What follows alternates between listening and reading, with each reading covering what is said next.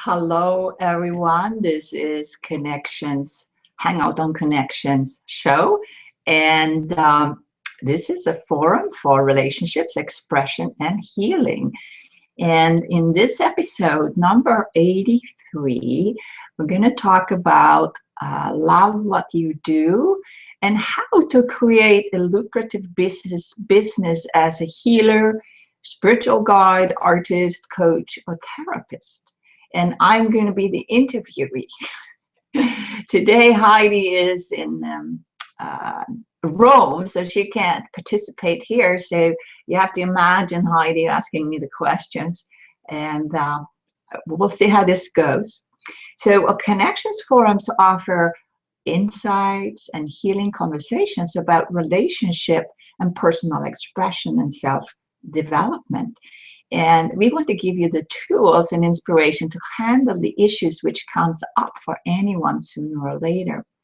And probably you know me by now. I'm Margarita Crystal Lotus, and I help stressed and professional women overcome stress and struggle and discover their purpose in life and business.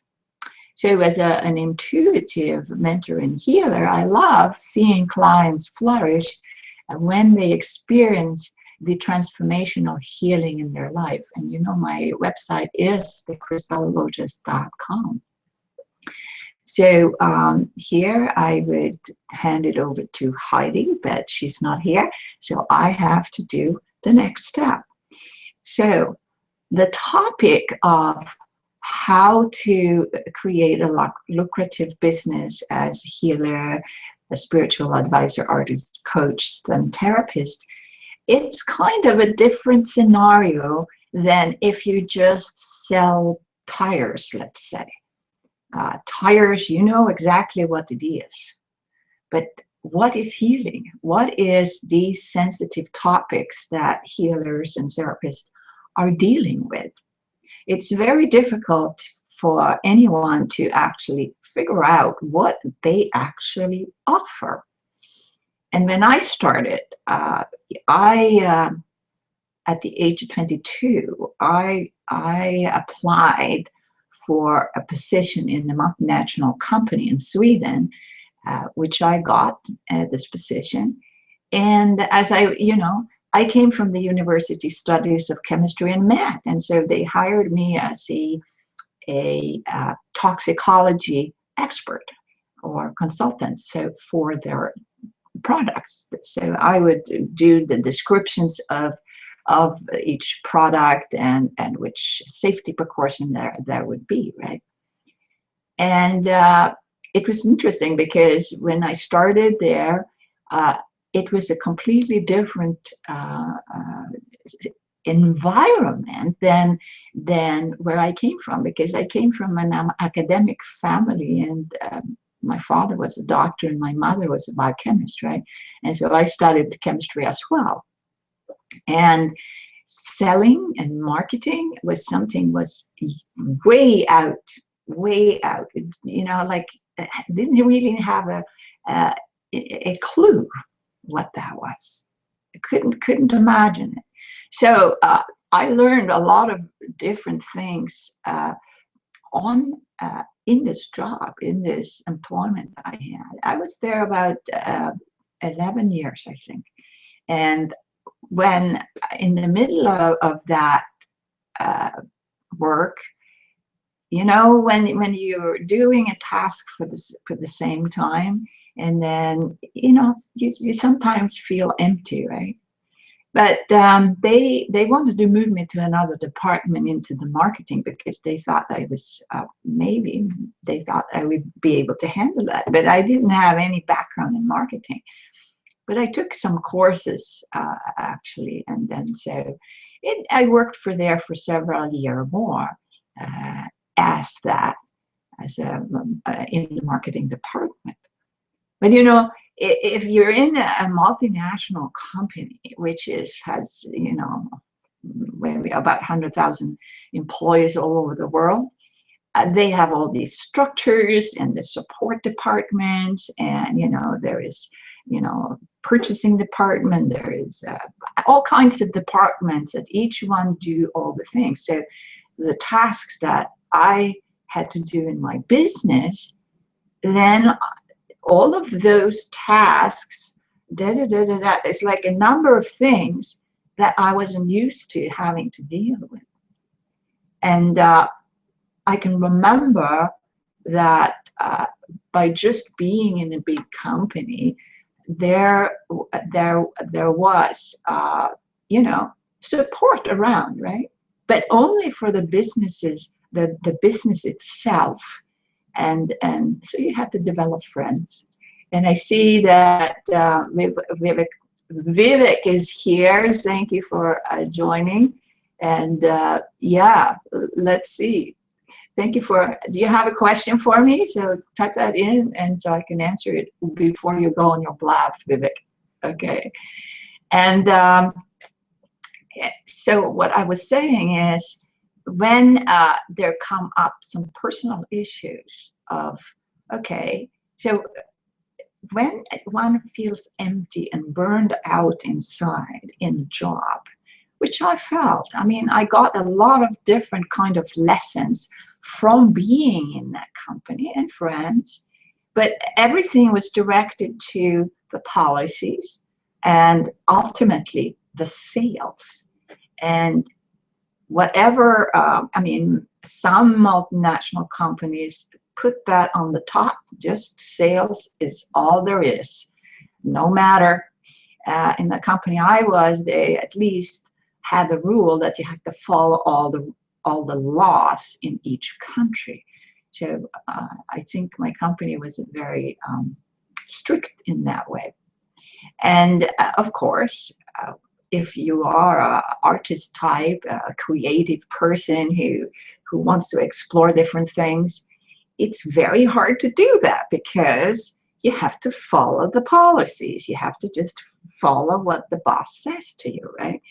And but the marketing, in the marketing department, then I could use my creativity and create some campaigns and being on shows. That was kind of fun, you know, creating, you know, different labels and marketing copy sometimes for the products.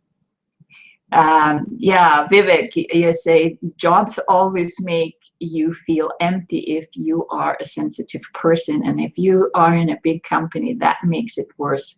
Yeah, that is very true, because inside of me, I learned from this experience, but eventually I got really, really burned out, and everything was, I felt like my inside was hollow. I just went on, I mean, we long work days, you know, 60-hour weeks or whatever. I just lived for working. And of course, we got to travel and do all kinds of things. But if your heart inside is not taken care of and not used, then we get that hollow feeling. And even though I performed quite well, I think, because I got good reviews, it was taking too much energy out of me. And of course, I was in Sweden at that time, right? And so then at the end of this period, before I moved to Canada, I met my husband, who brought me here to Canada. And this was like a break, because we got married just before, and then we traveled. We actually emigrated together here to Canada, to Toronto. And that was a really huge shift, very huge shift. Anyone who has emigrated from their home country would probably have a big change. So this was discombobulating for me. But we started out here, and of course he got a job. I got a job there too, in a company that sponsored us. But I couldn't handle it. After 4 months, it was so different. It was so crazy different. I couldn't handle it. I had a nervous breakdown. And in that breakdown, I just really had to go and look, what actually do I want for my life? Even though I was very happy in my marriage that time, it's like I couldn't find out. I couldn't figure out with my mind what I could do. And then I was thinking, now, okay, I'm going to start something else, because this, I even got a offer to join the same company that I worked for in Sweden, here in Canada too. But I just said no, and then I went with something else, and I had a little time to recover and learn, and we went to some kind of counseling counselors, and that helped a lot. That helped a really lot. I'm really grateful for that. And then I thought, I love art. I love art. I can draw, I can do paintings, I can do, this rejuvenate me. Like I do these doodles, I also do oil painting, but it's not for actually for to sell them. It's for rejuvenating myself with creative activities. I can apply that to what I'm doing now. So yeah, Vivek says your why didn't match the job. That's correct. Why have you taken birth? Oh well, we have to take. I took birth in my family in Sweden because I needed to learn how that works. How that works to work in an environment that is have a different mission than the soul, and then we'll find it out, and then we break out of that, and that's huge, right? And Vivek also say, why are we here on this planet? Well, I think we are here on this planet because we need to evolve our soul, evolve ourselves. It's not about what the business does. It's just a vehicle for our support, right? So, Vivek, you really get in there and have very good questions. And then he says, why are the basic questions which people from India have ingrained in them and keep asking them. So I love that, Vivek. You are perfect here. So anyway, so I had, I think the dark night of the soul for a person is a very, very good experience to have, and I had that a couple of times. And of course, then I said, okay, I'm going to start sewing business. Because I'm going to do design clothes. It was completely different from chemistry, right? But both my parents are artists also, and my grandfathers and grandmothers are also artists in several different ways. So I was really comfortable doing something creative. And so I started it a little bit, right? And then I had a connection with some clients, and then they said, oh, well, do that for me. So I designed dresses for them, or wedding dresses or whatever. And this was fun. And I had one client a day to begin with, and then it got to be 2 clients a day. And I continued that for almost 10 years. And so this was very, I felt my passion to create, right? So then it was a little bit closer to my passion, my real mission that my soul had, my purpose here, right? But I couldn't figure out why I didn't feel like, okay, now I'm going to have to, I talked with the client, and that was nice, right? It was really great. And they talked about their problems, and then I talked about how to design the item. But then afterwards, I was going to do the work. And then I procrastinated, and I procrastinated. And then, you know, some people had to come several times because I wasn't ready. And then we do fittings and stuff like that. So in the end, I realized I don't want to do this anymore, because what I enjoyed as the business was the conversation I had with my clients, and how my advice when they asked for it helped them. And also, you know, as a dress designer, you have hands-on work with their body, right? You're fitting them and you're measuring them, and then you make them look beautiful in the end. And so I learned how to look at the body. And that was kind of unusual, because I didn't realize that until later. And that is why that when it came to that I became a healer, I already had worked about 10 years with people's bodies and their issues and their emotional crises or whatever, and also my own. So this was very easy transition to go and say, wow, I'm studying this, and I'm going to. What made it happen was that, you know, I always loved crystals, right? So I went with a friend to study crystal healing in Hawaii and see what these kind of things could do. And I have to say that I think crystals are like little frequency tuners. So when we have a crystal beside us, it uplifts us, and that frequency resonates from us, so that we can actually, oh, that's a happy frequency over there. Oh, I can copy and paste that inside. So this is really not a woo-woo. And I hear here Jeremy Murphy, he says, interesting how your brokenness and unexpected challenges show the path to our greatest gifts and talents. Like Mark Twain said, the two most important days in your life are the day you are born and the day you learn why. Great. Creativity is given to be used to our fullest capacity, frequently beyond the jobs we find ourselves in. Yes, dark nights of the soul moments are really tough, but they lead to vast expression and growth to the soul, challenging lesson to learn.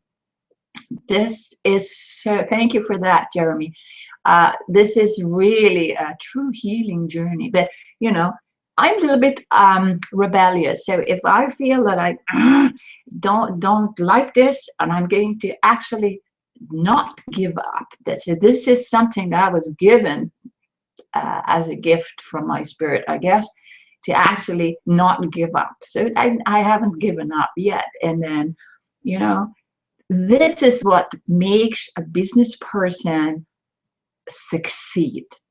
So if you think that, for those of you who are thinking of just starting a new business, you have to have that skill. You have to learn that, to not back down, try another way.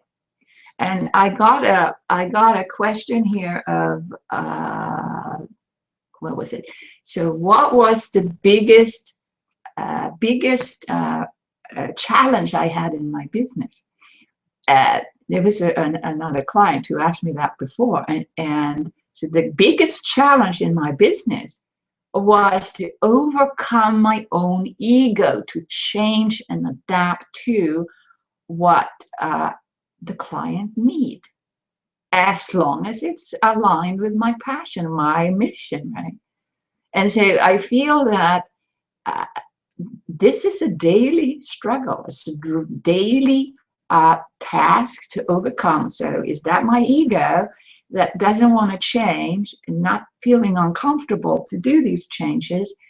So let's say I'm on call looking to my ego to actually see where I still can learn and change. So this is something that I've taken as a practice.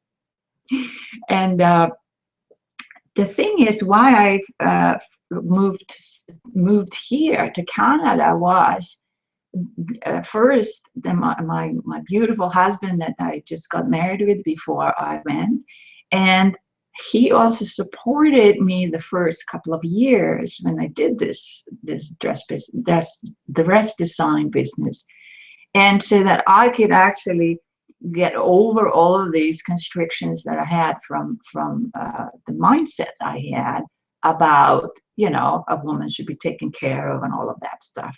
So I developed a way that I could take care of myself, right? So this is for women a very difficult situation sometimes when they have been in a marriage.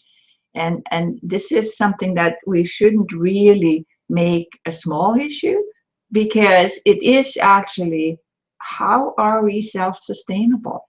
And sort of, I've really broached that question most every day on in business, right? So let's see what we had here. Okay. I had made some notes.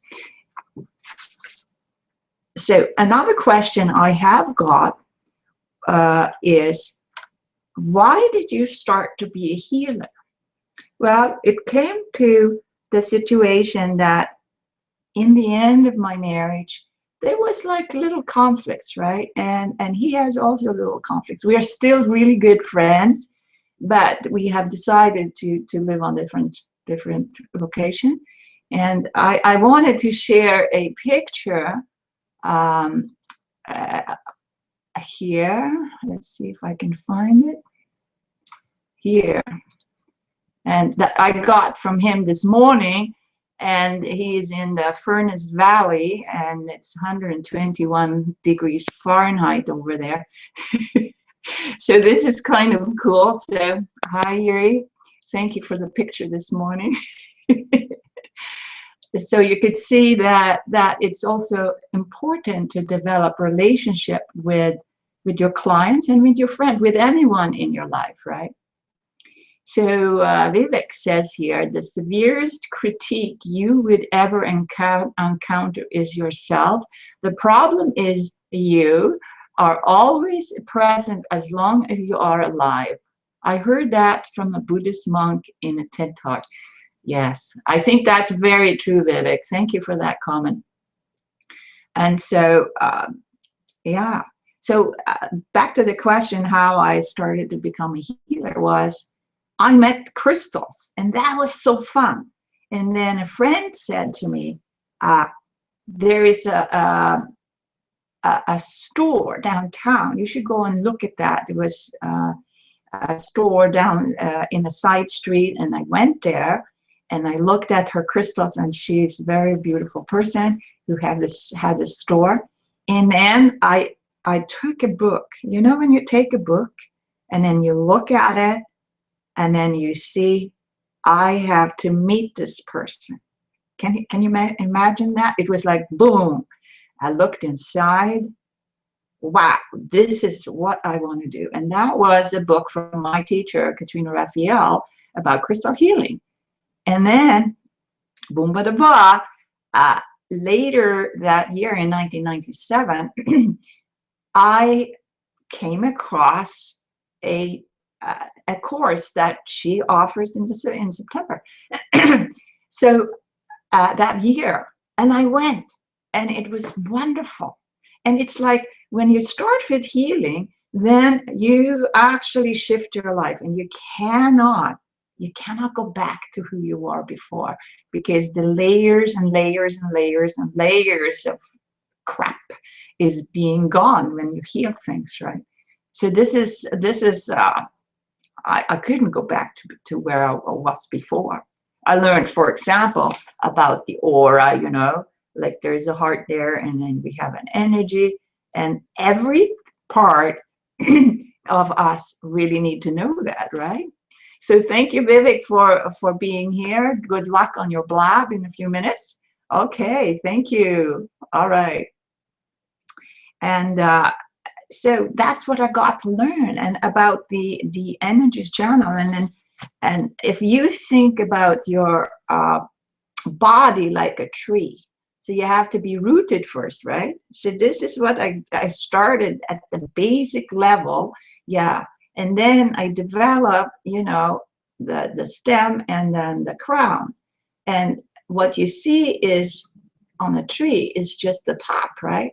But the most important part is here on the bottom. If you don't have that foundation, then it's really difficult to actually make a successful business. So from a healer point of view, this is the most important part. Have the basic foundation.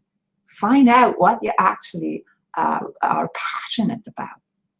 And so that's happened to me. I didn't really choose it. It was like downloaded to me. Go there, do this. I even have a premonition of it. I was in the forest in the summer of 1997 with a good friend of mine, and she and I were there in the forest. It was like a little pool of water. It was a stream. It was like a big swimming pool, and the water was flowing. And then we went in there, and I had crystals with me. I had a crystal ball with me because I think I will clean that ball here with me, because that's what you do with crystals, like with water, right?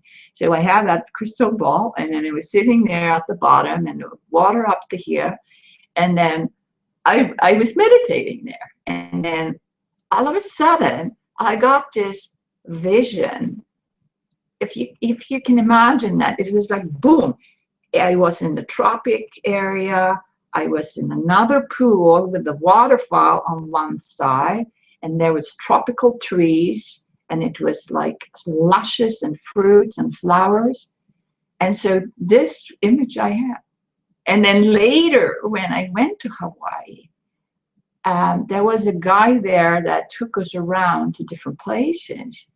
And one of those places we came out, it was like a pool with a waterfall on one side, and the flowers and the trees all around. And then we went in swimming there, and I was mesmerized. You know, like if you have some kind of premonition like that and it comes true, holy cow. I was so surprised. But it made an impression that, okay, I am on my right track. And so that there it is, right? And it was fun. When later when I came back, immediately some friend says, come and teach this to us. Come and teach this. So I said, no, I'm not the teacher. She asked me 3 times. And the 3rd time I said, okay, you could get some people together and I'll come and teach you. And so that's what started my career in crystal healing. And there were 12 people. We were all in a circle. And it was like, my goodness, it's so much help from the universe when you are on the right track. It's amazing. It's amazing. I just love it. And when you're off track, you feel stuck, right? And then you have to open yourself to actually realize what you have to do. And okay, so I have another question here that somebody else asked me. And that is, what makes you so happy and cheerful? I could tell you that because I'm in the right business. I have my passion, my inside mission aligned with my work, with what I do, provide healing for people in different very ways. And the actual happiness is a decision I made. I made a decision. I'm not going to engage in negativity. I'm not going to do that. How can I be a healer if I engage in negative things and engage in blah, blah, blah, blah, blah, and negative arguments and stuff like that? Sometimes it happens, but then I say, okay, now offline, right, off track. And so this has worked for the last few years. I'm really grateful. And of course, this is why I can actually bring that to you. Maybe you can decide that for yourself too. Okay, so the another question I need to ask also, somebody asked, so what exactly makes income and from what activities and offers? Okay, so when right now, my income is consisting of my coaching business with clients, helping them to heal. I also have, programs. I have several programs that a person can come in and we do online coaching or group coaching sessions most of the time, maybe once a week or once a month. And then I also have income from my crystals. I do this hot crystal sales 5 times a year, and that goes on for about 10 days or something.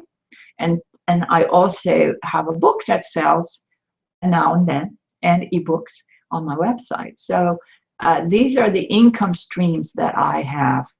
And I hope that somebody want to go to my website, thecrystallotus.com, and check it out.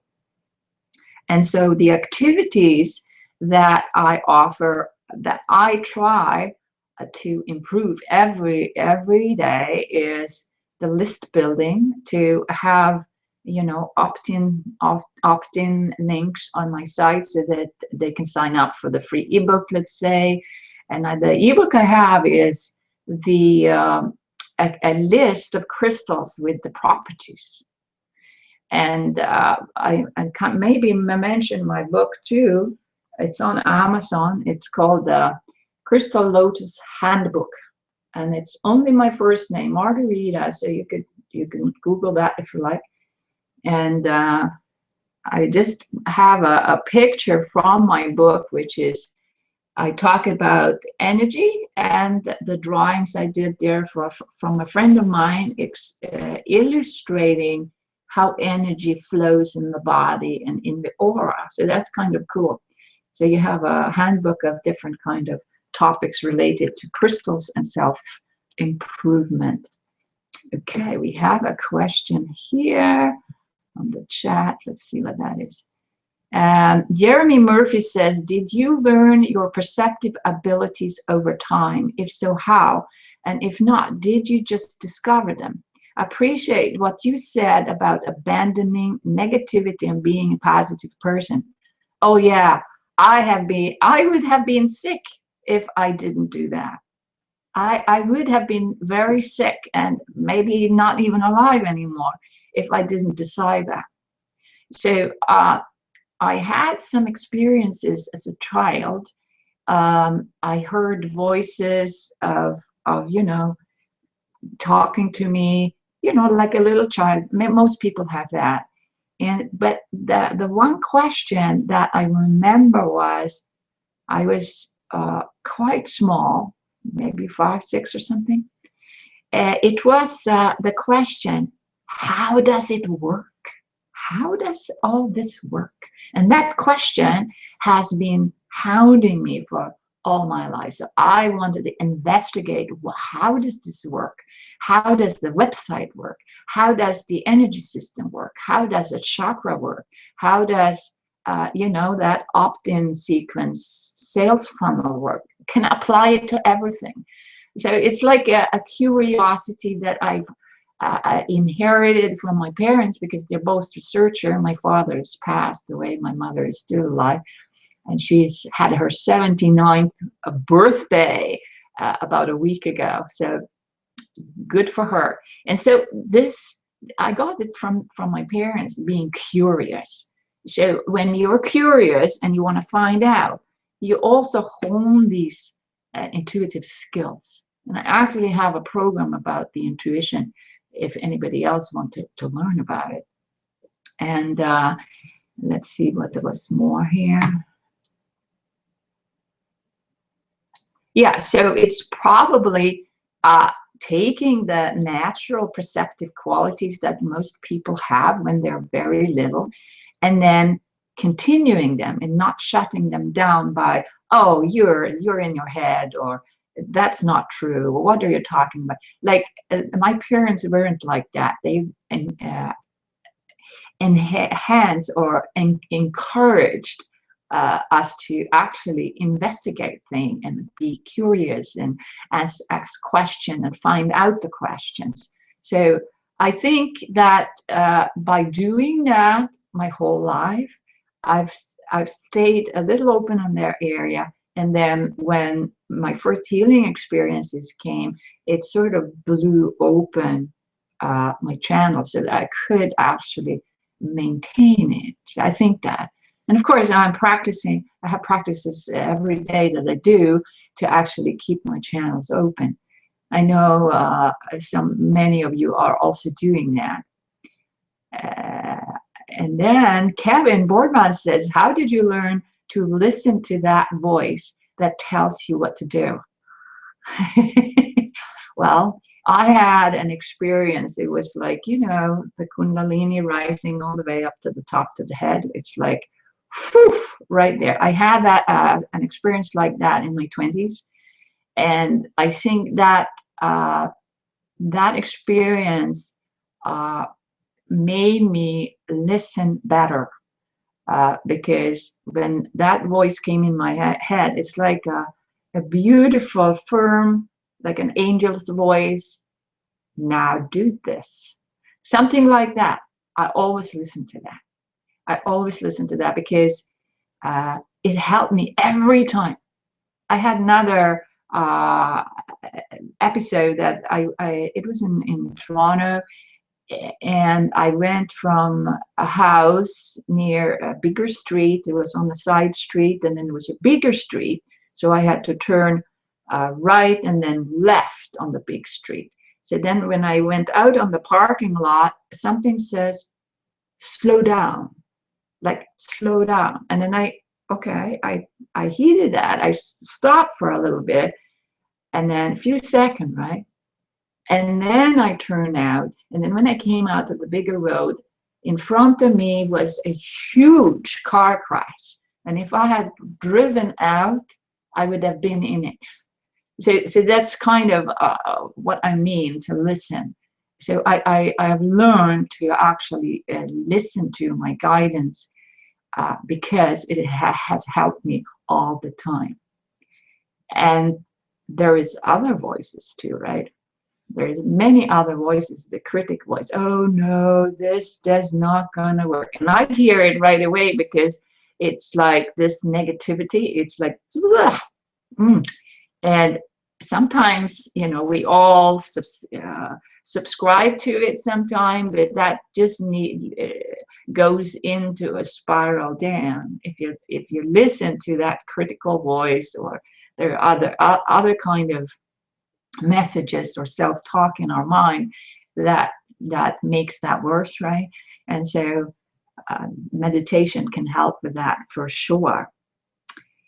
The last question I'm going to discuss here is working with what is my business activities. I didn't answer that question correct altogether. So what I do my list building with my list, and then I try to come up with compelling offers and create some small sales funnels. And I discovered this webinar system called Webinar Jam, which is I come up with this evergreen system. So I have put up some of that on my website. And there's many other systems that you can use for that also. And we are here on Heidi and I on the Hangout on Connections. We do have a weekly show every week. This is episode 83. So I think that we've been very diligent with all the sessions we do here. Usually we have guests, but now I'm my host and guest at the same time. I'm on G Plus, and there is a new platform, Blab, and Periscope that is new for me in the last week or so, 2 weeks. And I just signed up for my Periscope. So I don't know. I'm investigating all of that stuff. Yeah. And I think that answers this. I personally like email because I'm an introvert, and introverts like email, and I love my email. I like to integrate with clients on email and type it in, and then they can answer me, and I love it. I love it. And being a writer also, I like writing. I like writing. Okay, so what is there's a question here. What is the most effective thing to do to get clients as a healer? So I think it's just touching you, and connecting with you, and see if you and I have touch points. What can that be? Just integrating, you asking a question, and I can answer it. These touch points are so important, because if you touch another person gently and where they need, then you can have an interaction really deeply with that person. And if that person have a problem, they have to a go-to person that can help them. They know that they have this amazing quality that to listen. I think listening is the number one skill, aside from intuition, I guess, for a business owner, to actually heed and listen to the changes that you need to do, and really have no ego about changing or improving yourself. I think these are the two best tips to actually develop a business. And of course, if we're online, we shouldn't be shy. I mean, I'm an introvert. I mean, it took so long to get used to the camera. And looking into the webcam was like, oh, it was scary in the beginning. I can understand that, because I was really scared of it. I was nervous. It was like this, and so that thing really needs to you really need to let go of that if you want to be online. Well, let's see if we have another question. All right.